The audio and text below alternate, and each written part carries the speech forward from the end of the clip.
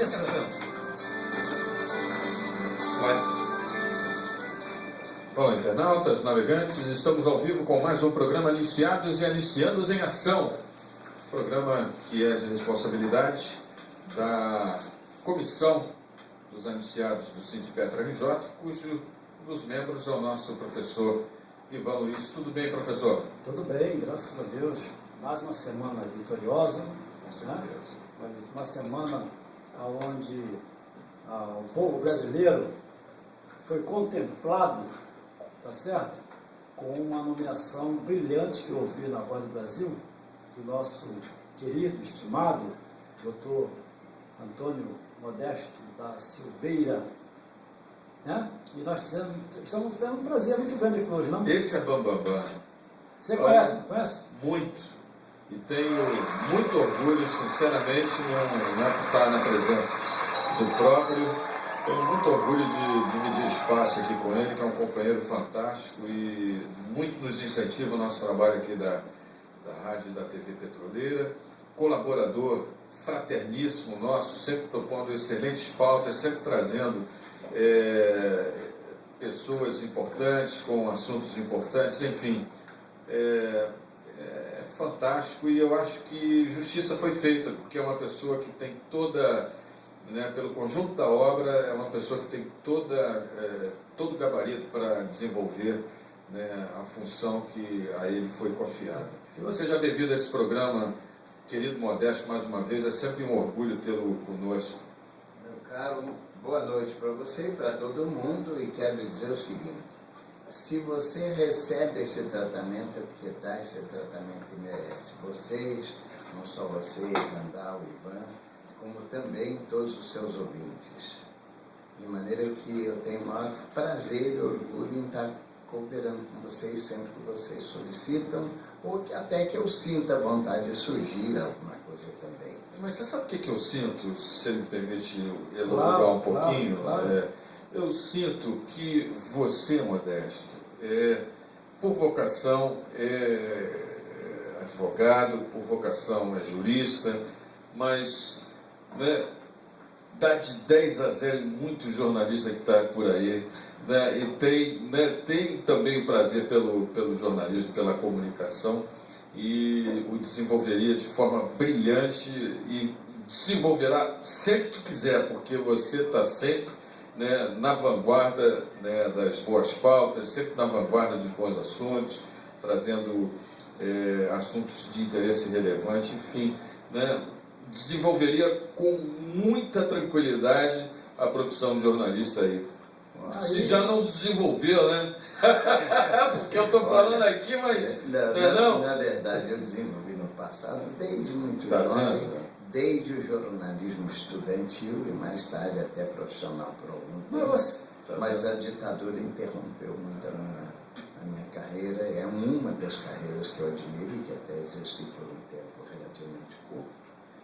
Mas, de qualquer maneira, você parece que faz de propósito. Todo dia é dia histórico, né? Você escolheu um dia interessante em que... Você sabe que foi hoje, em 1969, foi o dia em que foi sequestrado o embaixador americano, que foi trocado por 15 prisioneiros políticos que estavam sendo torturados e que provavelmente iriam morrer. E foi no dia de hoje que, sequestrado, eles toparam trocar a liberdade do embaixador americano pelos 15... Nós conhecemos um nome famoso que participou dessa Não é o Gabeira, não. O Gabeira foi do alemão, né? Olha, houve vários sequestros. Eu já não me lembro mais dos nomes. Esse aí foi praticamente o primeiro, né? Depois houve outros, houve sequestro suíço, Isso, foi do suíço. O do suíço foi 40, se não me engano. 40, foram 40. Houve um de 70, enfim. Eu não sei mais, nem me lembro. De qualquer maneira, só quero dizer que vocês têm a habilidade de convidar, às vezes, com uma palestra, um dia histórico como este de hoje. É verdade que nós vamos falar muito, pelo que nós conversamos, você quer falar sobre direitos humanos em geral, esse programa tinha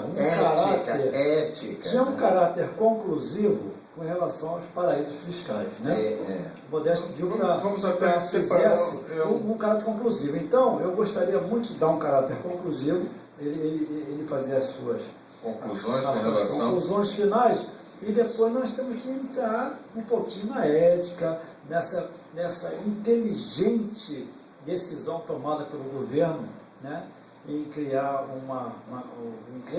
em inseri-lo no Conselho de Ética lá da presidência, que eu estava dirigindo e ouvi na Voz do Brasil, Antônio Modesto da Silveira, nomeado membro da Comissão de Ética da Presidência da República. Eu falei, caramba, rapaz, esse nome aí nós conhecemos bem, temos orgulho. Aí nós temos que, numa segunda parte do programa, nós falarmos um pouquinho sobre essa Então vamos dedicar o maior tempo possível aí para que o professor, né, possa ter condições aí de desenvolver bem o seu tempo. Vai fazer a conclusão do programa anterior, não é isso?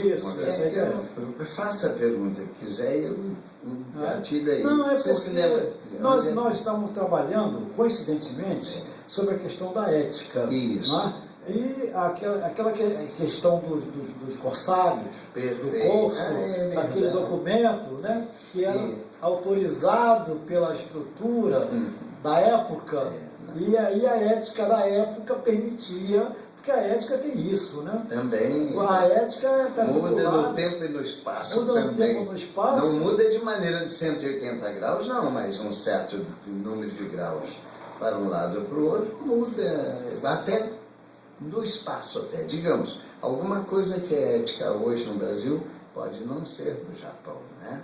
Ou que é ético na China pode não ser nos Estados Unidos. De maneira que esta coisa muda com o tempo. Há coisas que não mudam muito, aquilo que é geral, tudo que é geral. Por exemplo, não matar, não roubar, não furtar, estas regras são universais. Por isso que eu ouvi o Dr. Modesto da Silveira dizer que é o seguinte, bastava cumprir os 10 mandamentos, só isso. Eu não digo só isso, mas descer a detalhes, porque hoje a vida é muito mais rica, você tem que descer a detalhes de cada regra dessa aí, que está na Constituição brasileira, de um modo ou de outro, como está nas constituições de todo mundo civilizado, e mais, vamos chamar de Constituição Universal, que seriam as regras fundamentais da ONU e dos organismos internacionais, que absorveram também essa sabedoria do tempo e incluíram também nos seus regulamentos, seus regimentos, seus objetivos de luta, né? Então, isso acho que é da maior importância. E você, falando em ética, nós falamos naquele dia sobre o que era a ética, por exemplo, dos piratas, dos corsários. Na época, os governos, as reis e rainhas adotavam, às vezes, piratas que convertiam em corsários, isto é, bandidos autorizados a assaltar. Quer dizer, até eles tinham suas éticas, né? A ética do bandido assaltando um outro país que pudesse ser antipático a eles ou adversário deles. Por exemplo, se a Inglaterra estava em guerra contra a Espanha, não dava uma carta de corso, pegava, por exemplo, seja um almirante, um grande militar deles, ou então ganhava um pirata e dizia, você quer trabalhar para a gente? Está aqui, dava uma carta autorizando ele a assaltar navios de outros países, geralmente países adversários. Então era uma forma que eles tinham de autorizar bandidos a assaltarem o adversário inimigo ou um país que não tivesse, pelo qual eles não tivessem simpatia. Dom Pedro tem esse exemplo aqui no Brasil. Foi pilhado aqui o navio, aqui no Brasil, no nosso porto. Dom Pedro escreve para a rainha, questionando, que isso, pô? Afinal de contas, nós somos amigos. E nós temos um navio pilhado aqui no nosso porto. E a rainha respondeu que país como o Brasil ignorava. Meu caro, essas questões são tantos os fatos ocorridos aqui, navio no porto, como você menciona, mas aí era um caso ligado, por exemplo, à importação de escravos, né? Eram negreiros, etc. Aí você pode examinar, mas não aqui dentro, porque aí eles violavam a soberania brasileira e violavam as leis brasileiras, que tinha o seu modo de ver e de punir um traficante escravo, né? E eles impunham a regra deles por quê? Porque era o grande império da época, o império que dominava o mundo. O sol nunca se põe no Império Britânico. Agora, o mais grave é o seguinte, quando eles fizeram isso no Brasil e em várias partes do mundo, ao mesmo tempo, sabe qual é a ética deles? Ao mesmo tempo, pelo menos de 1839 a 1856, eles fizeram isso de uma maneira brutal. Eles, sentindo que não poderiam dominar a China, que era o país, um enorme país e o mais populoso do mundo, o que eles fizeram? Eles quiseram tentar e introduziram o tráfico de ópio para a China. Por quê? Porque uma pessoa como uma nação que é viciada numa droga, ele vira escravo. Todo viciado em droga é um escravo de quem souber manipular a droga em relação a ele. Daí vem o santo do Paulo que tá aí, né? Não precisa ir longe. Você vê aí quanto garoto, às vezes, necessitando, em carência de droga, o traficante diz, tá bom, você não tem dinheiro, mas eu posso te dar assim, mas depois de você fazer isso ou aquilo, mata aquele cara, depois vem buscar. Ou então, faça isso, depois vem buscar. Então ele vira um escravo de quem o alimenta com a droga, né? E eles sentindo, um país pequeno, população pequena, que era o Império Britânico. A China, aquele gigante com a maior população do mundo, ela tinha uma população quase que da Europa inteira, como hoje, tem mais do que da Europa inteira, hoje também. Hoje a Europa deve ter um pouco menos de 1 bilhão de habitantes, só a China sozinha tem 1 bilhão e 400, né? Até hoje é muito mais populosa que a Europa toda. E, no entanto, um paizinho da Europa, que era o Império Britânico, invadindo e querendo tomar a China por 1000 circunstâncias de riqueza. E sentindo que não poderia dominar um país muito mais civilizado e com muito mais sabedoria do que o mundo ocidental, do que o Império Britânico. E eles então entenderam para dominar só viciando. É o que eles fizeram? Inventaram Guerra do ópio, não é isso? Guerra do ópio, os Opium Clippers.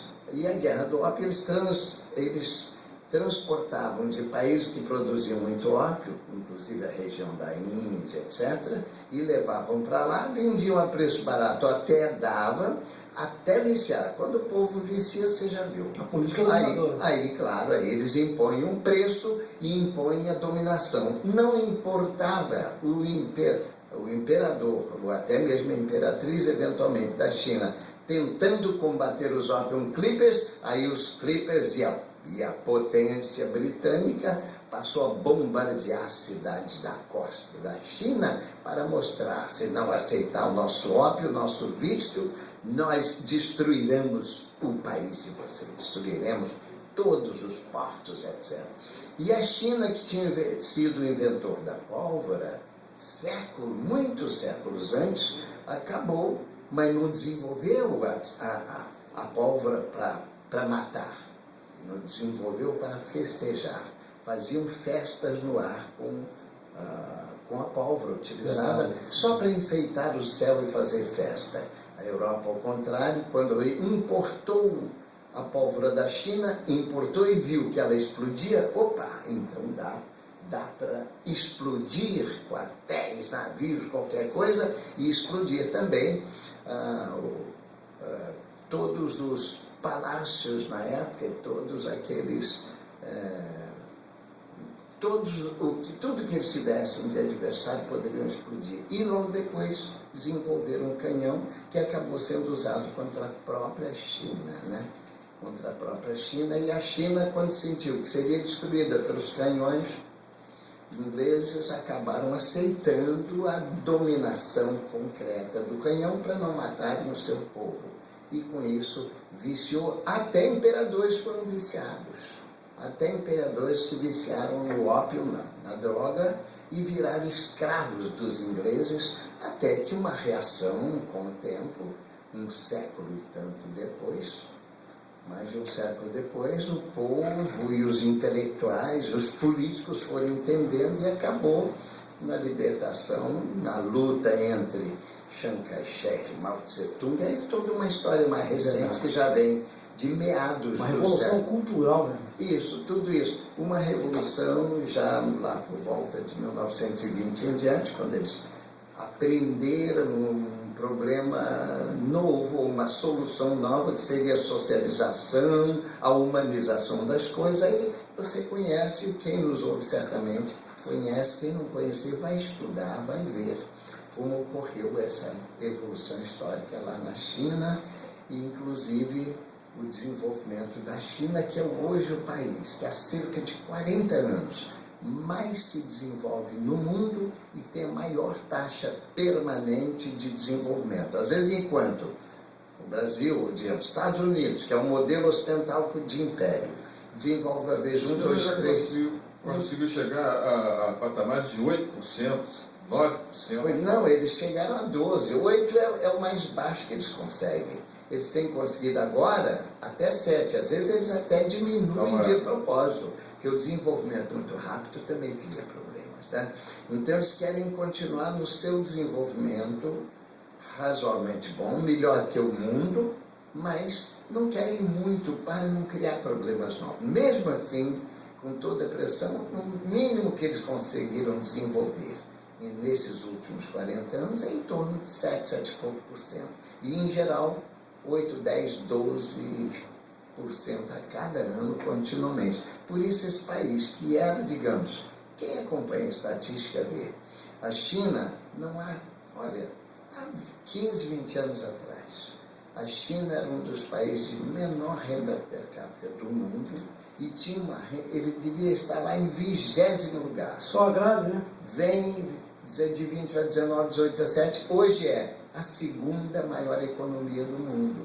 E pelo que tudo hoje indica, eu tenho a impressão de que não vão demorar muitos anos, vai ser a primeira economia do mundo.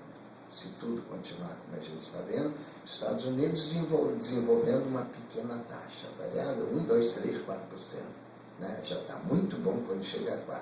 E o deles, o mínimo tem sido 7%. Com isto, embora os Estados Unidos, um país industrial de grande potência, a maior potência do mundo, eles, olha, um bom economista faz o cálculo, faz uma projeção e vê, quem sabe dentro de 15 anos, não sei, em torno disso, a China deverá ser a primeira potência econômica. E quem é por primeira potência econômica, se tiver boas prioridades, vai ser a primeira potência intelectual, primeira potência em tudo. Hegemonia, saúde, tendo capital para financiar, desenvolve todas as... Doutor Modesto da Silveira, já estamos também, eu estou preocupado com esse horário. E já nós estamos na metade do programa, exato. Precisamos aplaudi-lo de pé, né? Precisamos aplaudi-lo de pé. Seja por isso. Pela sua trajetória, assim, pela sua trajetória política, né? É uma honra para nós, não é, Cambal? É uma honra para nós homenageá-lo. Então, nesse caso, eu vou aceitar ajoelhado. Eu me ajoelho. Pelo amor de Deus. É Modesto lá do censo. Esse aqui é o problema. Então, olha só. E por que essa reverência nossa aqui? Porque o senhor acabou de ser nomeado, não é verdade? Como membro de um conselho que eu dou a maior relevância em qualquer instituição. Eu dou a maior relevância a qualquer instituição que tenha um conselho de ética, que tenha uma comissão de ética. Eu tenho orgulho também de ser membro da comissão de ética da Federação Nacional dos Petroleiros. Parabéns. E o senhor, como membro da comissão de ética da Presidência da República, doutor Modesto, eu me sinto muito orgulhoso, tá certo? De ser o primeiro programa a fazer essa homenagem aqui no ar. Eu fiquei orgulhoso quando ouvi que a presidente Dilma tinha feito convite, o governo Dilma, e o senhor de pronto aceitou, porque isso, na sua trajetória de vida, faz aumentar mais a sua responsabilidade, porque se o senhor até então já tinha uma responsabilidade grande pela existência brilhante que o senhor teve como parlamentar, né? Deputado, advogado, militante político, vítima de um golpe militar, né? Eu não costumo dizer ditadura, porque a hipocrisia foi tão grande que deram o golpe militar, mas mantiveram o Congresso de joelho, mantiveram as instituições de joelho, mas deram um golpe baseado e orientado por uma política de Estado, né, desse país aí que às vezes eu não gosto nem de falar o nome, sabe, porque toda a visão imperialista, ela tem que ser cruel, você não pode ter uma postura imperialista generosa, tá certo? Todo imperialista é cruel, pela própria natureza da atividade dele, né? Então, doutor Modesto, eu realmente fico sensibilizado, né, de poder conviver com o senhor, dividir o espaço com o senhor, respirar o mesmo ar que o senhor e dizer para o senhor que é mais uma atividade bastante complicada até pela conjuntura, né? Pela conjuntura, acho bastante complicada o senhor assumir uma postura dessa no momento em que está se discutindo aí grandes assuntos polêmicos, né, no governo, porque esse governo é a continuidade do outro governo. Então, doutor Modesto, parabéns que o senhor consiga desenvolver mais um brilhante trabalho na sua trajetória de vida. Olha, tentarei. É claro que ética exige correção, postura, discrição também, que o pronunciamento se dá em torno disso, com os limites que são estabelecidos e com a cautela necessária que toda pessoa que vai emitir um juízo de valor deve ter, né? E eu tomei conhecimento através até de vocês mesmos, telefonando e perguntando, e eu soube, e depois vi que realmente tinha sido nomeado. Eu não conheço, mas admiro muito a presidente Dilma. Estou certo de que posso colaborar em tudo que for razoável e justo. E creio que será fácil. Eu creio que será fácil.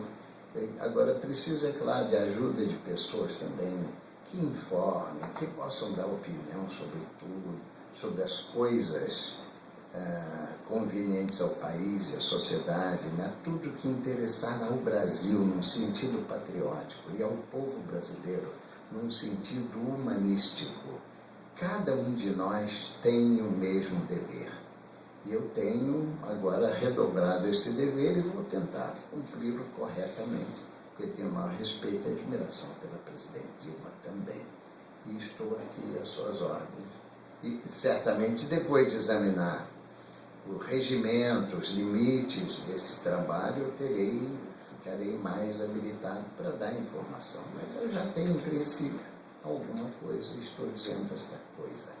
Eu acho que é uma referência fantástica. Eu acho que foi sábia a decisão do governo Dilma de convidá-lo, não só pelo conjunto da sua obra, mas certo de que o seu nome estaria realmente fazendo voltar os olhos, né, do povo brasileiro, no sentido de crer, né, que esse governo está no caminho de buscar um pouco mais de igualdade, um pouco mais de justiça, porque a gente percebe agora com esse julgamento do mensalão, o povo um pouco mais recuperando a sua credibilidade com relação, né, à nossa ética, né?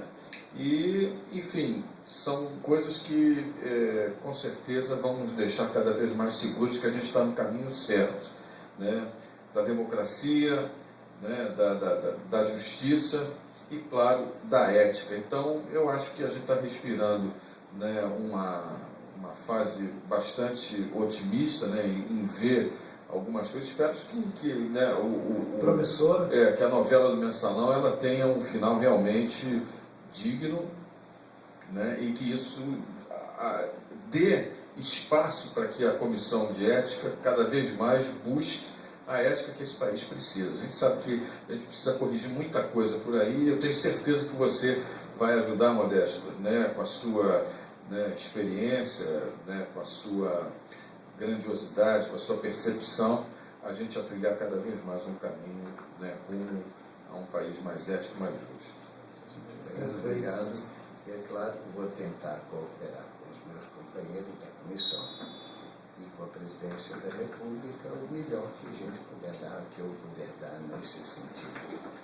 Agora, você já tem mais ou menos traçado, Modesto, como é que vai ser o encaminhamento dentro da comissão? Quais são os temas principais que vão estar, né, em jogo na comissão? Não, ainda não. Não sei nenhum, até porque nem tomei posse, nem tomei conhecimento da primeira sessão, nem me foi, portanto. Mas já sabe que foi convidado, que houve um eu convite sei, oficial. Houve uma informação já nesse. Vamos fazer um exercício aqui rápido. O que, por exemplo, você, mesmo não tendo conhecimento das pautas, enfim, né, quais seriam os encaminhamentos éticos que você proporia, né, para a gente tentar botar... Complicada essa resposta. Não, mas é um exercício, eu não estou querendo de jeito algum. Mas agora ele é Só homem de governo, agora ele é homem de governo. Em termos teóricos, eu diria, você só pode dar uma opinião sobre aquilo que você conhece bem na sua amplitude necessária e profundidade também. Então, o que for proposto no coletivo ou individualmente, que provavelmente muita coisa você tem que dar um parecer individual para relatar aos colegas e, afinal, o conjunto decidir pela maioria. Como advogado. Mas aí é um caso concreto, você tem que ver o caso concreto e aprofundá-lo o mais possível e ampliá-lo até conhecer a realidade. Conhecida a realidade, você que tem uma postura legal e ética, você aí dará a sua opinião provavelmente correta. Eu acredito assim, alguns assuntos, né, não podem fugir de forma alguma, né, da análise de uma comissão, né, com a relevância que tem a comissão, que vai ter a comissão de ética. Essa questão mesmo da corrupção, né, a gente ainda percebe que isso aí tem que, de alguma forma, a gente tem que criar mecanismos para dificultar cada vez mais, né, as ações, né, corruptivas, né? Não sei se isso... A questão mesmo da Comissão da Verdade, né, de tentar dar uma contrapartida para aqueles que, né, foram torturados, que foram... Isso também está dentro da ética, né? Fazer um meia-culpa, o próprio governo fazer uma meia-culpa de uma situação em que ele, né, teve responsabilidade, enfim. Veja bem, o governo, ele tem responsabilidade no tempo e no espaço. Veja só, o governo que cometeu uma violência ética ou legal, ele é o responsável ético. E é claro que o governo é responsável pelos acertos e pelos erros do anterior. Nesse sentido, formalmente, o governo tem assumido, tanto que você vê, a anistia é uma prova disso, né? Sei lá, os petroleiros... Com o governo Lula, foi iniciado pelo governo Lula. Pois é, então você vê, os petroleiros são um modelo disso. Quem praticou crime ou violação aos direitos dos petroleiros não foi o governo com que você recebeu a anistia, foi a ditadura anterior, foi a ditadura. A ditadura cometeu os erros e os abusos, e quem te anistiou já foi um governo democrático, liberal, né? E, portanto, por quê? Porque ele é responsável. O governo, não importa quem foi o anterior. A autoridade é responsável. É claro, a autoridade do governo. É lógico que os agentes que praticaram os erros e os abusos anteriores, o governo tem o direito até de fazer uma ação regressiva contra o causador. Ele até paga. Por exemplo, se você mandar um funcionário seu aqui fazer uma coisa, ele faz como seu agente. Se ele fizer errado, quem vai responder é você. Mas você tem ação regressiva contra o seu causador, contra o seu empregado que violou sua ordem. Perfeito. Queria agradecer, antes de mais nada, a presença do nosso querido jurista, mais uma vez parabenizando pelo convite que ele recebeu, mas, infelizmente, como a gente tem um programa que entra exatamente às 9 da noite, eu tenho que encerrar o programa de hoje. Professor, suas considerações finais. Muito obrigado pela presença. Suas considerações, por favor. Eu agradeço muito o convite, estou às ordens, sobretudo depois de tomar posse e tomar conhecimento da realidade desse conceito, e quem sabe a gente volta a conversar. Parabéns.